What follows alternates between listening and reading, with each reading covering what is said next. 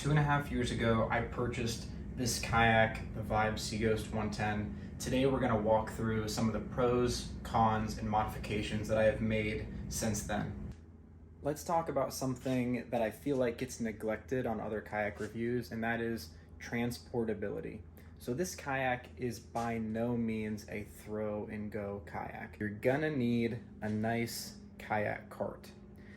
The one that I use is the Sea-Tug kayak cart, and I use the modification that they just came out with so that it fits well within the grooves down below.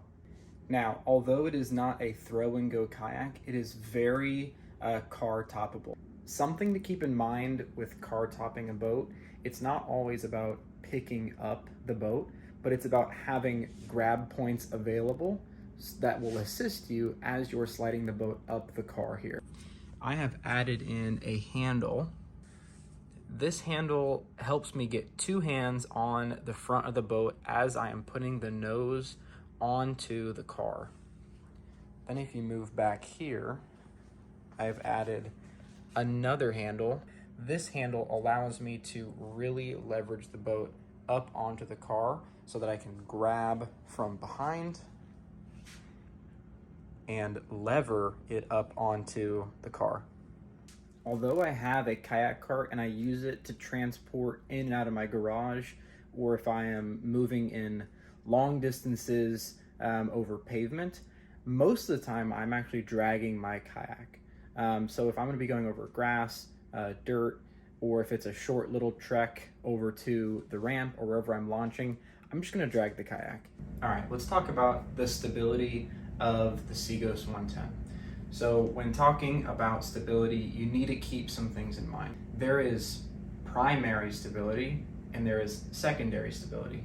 Primary stability, think about a pontoon boat or a paddleboard.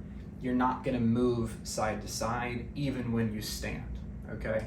That is great, and a lot of the fishing kayaks these days are leaning towards that, but in my opinion, you need a nice blend of primary and secondary stability to get a kayak that paddles well as fishes well. So secondary stability is you might have a little bit of rocker as you stand, it might have a little bit of play, but as you reach the edges of that boat, it locks in and does not allow the boat to tip. A boat that has better secondary stability over primary stability is generally going to be a better paddling boat. The Seaghost leans more towards secondary stability than it does primary, but I believe it has a fantastic blend of the two. Once you get used to how your boat plays around, it's no problem. I stand up, sit down, stand up while I'm landing fish. I paddle standing up. I do everything. I don't even think about it because I've had this boat for so long. It's like second nature to me. All right, with stability, next comes paddling. Let's talk about the paddling ability of this boat. So like I was saying about the stability, because you lack a little primary stability, that actually is a huge aid in your paddling ability. So I'm actually gonna show you guys. So we have, this is not a skeg, but it acts somewhat as a skeg. Most boats these days do not have just a single like pointed end here. Most of them come out to two separate, like a catamaran style, like more of a pontoon style. That slows down the boat because there is more material in the water. It adds more drag as you paddle. The way that this boat is constructed, it is not a fast boat, but it paddles much better than your standard like super high primary stability fishing kayak. Next, we're going to talk about the storage availability of the Seaghost 110. You have a very large tank well here. I keep my life jacket. This is a 25-liter dry bag, and that goes all the way back down. So if you are a big kayak camper or you like to keep your rods in the boat, you can do that here. As we move back, we have the Versa console here.